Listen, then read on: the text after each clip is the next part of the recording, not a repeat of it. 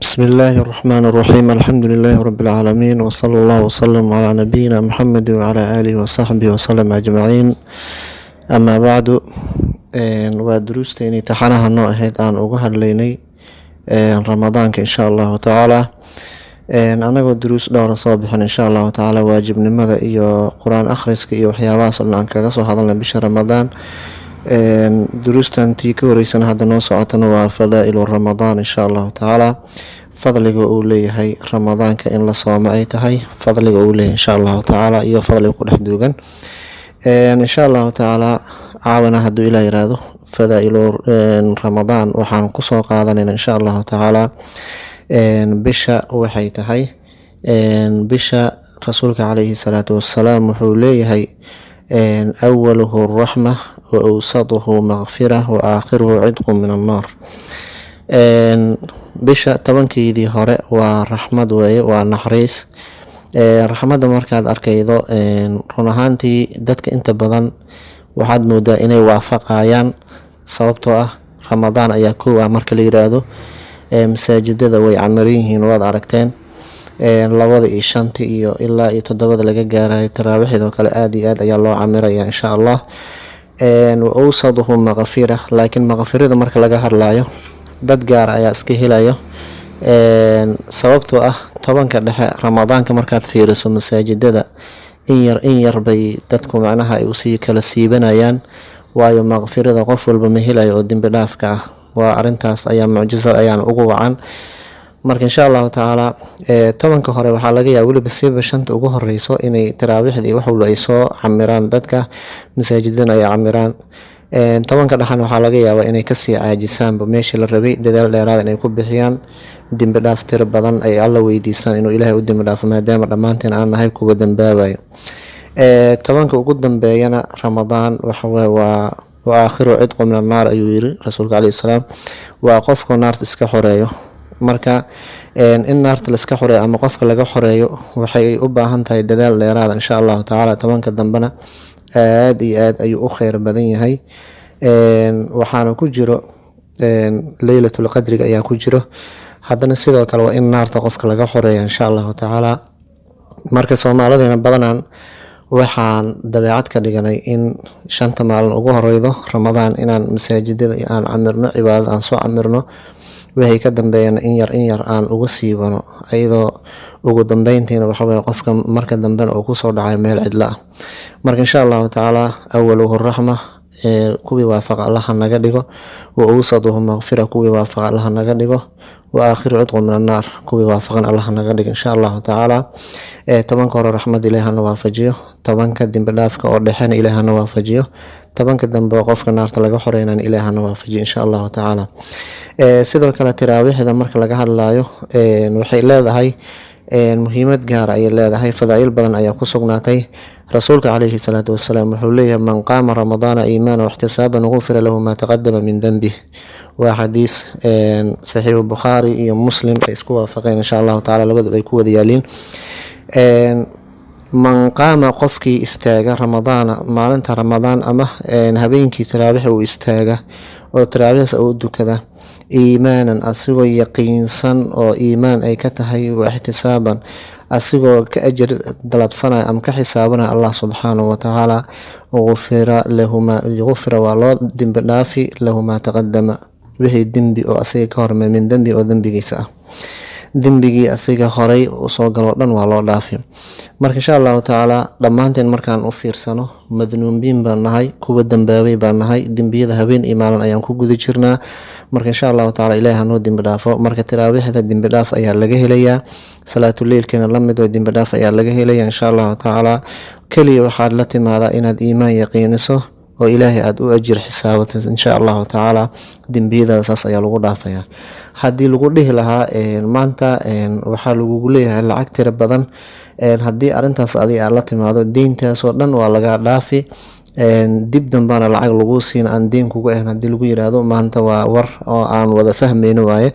marka insha Allah taala maghfirada Ilaahay waa arin aad iyo aad u weyn dunuubta badan ayaan soo galnay inaan Ilaahay aan u toobad keeno dambiyadaasna inuu Ilaahay naga dhaqo ayaan rajaynaynaa insha Allah taala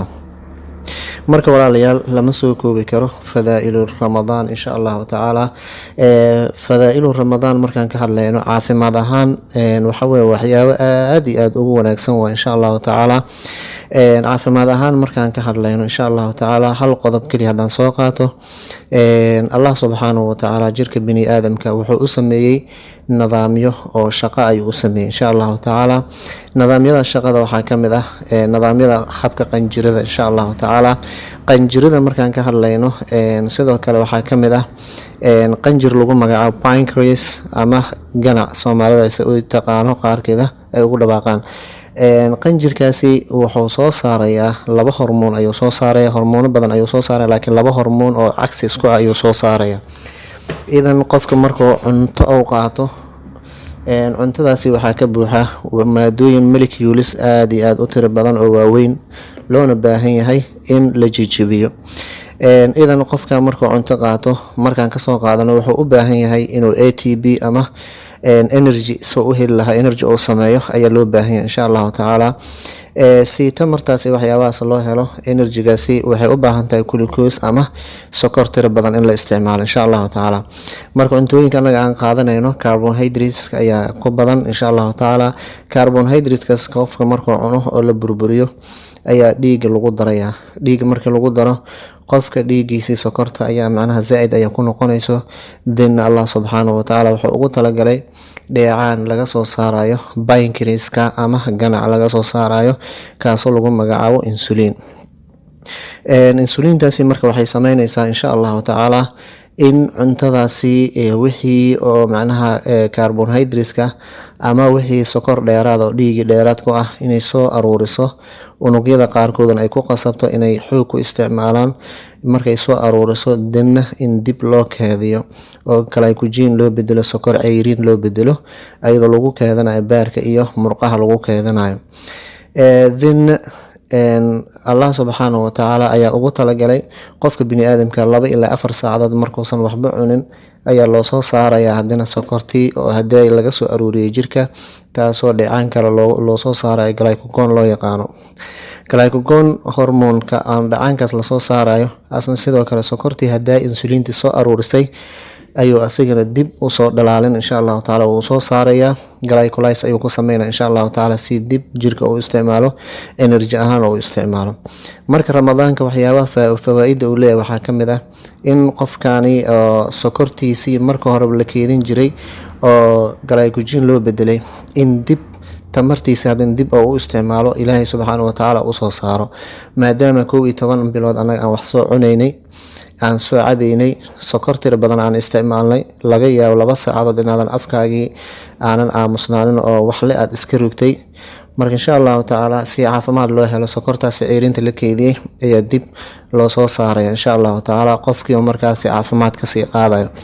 maadada kale oo ay ku jirto waxay tahay fawaaida caloosha mar walbo waxbaa laga dabageeyaa, wasaq bay noqotaa. 11 bilood waxbaa la cunayay, marka maasha allahu tacaala waxaa loo baahan yahay in laiska faaruujiyo insha allahu tacaala caloosha. bisha ramadaanna waxyaabaha caloosha lagu dhaqay ka mid tahay. haddana hal mithaal ani aan ku siiyo, haanta biyaha adi aad ku shubato guriga ku taalo, haddii biyaha isaga shubto maxay noqonaysaa? madoobaday noqonaysaa, wasaq bay noqonaysaa, waxbaa ku dhex dhalanayo. marka insha allahu tacaala fawaaida soonka waxaa kamid ah calooshaasi waxyaabaha qashinka iyo waxyaabaha haraadiga oo raashinka ku jiro in laga faarujiyo, qofkana gaajo uu dareemo caafimaadkiisa ayaa ku jira insha allahu tacaala. marka hadduu ilaah yiraahdo soonka fawaa'idiisii xag adduun iyo xag aakhir iyo xag caafimaad markaan u fiirinaba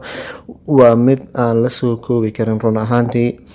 ramadaankana aad iyo aad ayuu u qiimo badan yahay. saxaabadu 6 bilood ugu horeyso oo ramadaan markay ka baxaan waxay dhihi jireen ilaahayow naga aqbal ramadaanka, naga aqbal ay dhihi jireen. kan kalena markii oo 6 bilood dambe ilaahay kan kalena gaarsiiyay dhihi jireen. marka insha allahu tacaala ramadaankan ilaahay naga aqbalo, soonkeena kuwii la aqbala ilaahay ka dhigo, ramadaankiisa kalena allah na gaarsiiyo insha allahu tacaala. qof nasiib leh ayaa soo gaara insha allahu tacaala. annaga ayuu ilaahay nasiib nooga dhigay oo maanta aan na soo gaarsiiyey. dad badan ayaa hadda maanta qabri ugu jiro inay soomaan aad iyo aad u jeclaa, laakiin maanta aysan nooleyn. marka insha allahu tacaala ilaahay baan ugu mahadinaynaa nafsadeena baaqi noogu yeelay inaan soonana nasoo karansiiye insha allahu tacaala, muslimna naga dhigay. allahaas ayaa mahadsan insha allahu tacaala. inta xanuunsan allah noo caafiyo, inta caafimaad qabtana allah u ziyaadiyo. muslimiinta oo dhan ilaahay dembigaa u dhaaf insha allahu tacaala. aad iyo aad baan idin salaam. assalaamu calaykum waraxmatullaahi wabarakaatuh.